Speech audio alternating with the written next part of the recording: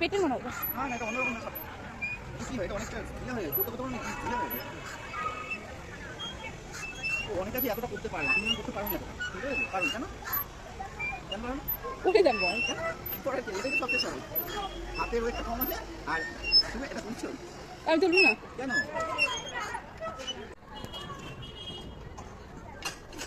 সেদিন তো বুঝতে পারছি না। হ্যাঁ কিছুটা উঠছে, পুরোটা উঠাতে হবে। হ্যাঁ হ্যাঁ অনেক টাইট আছে।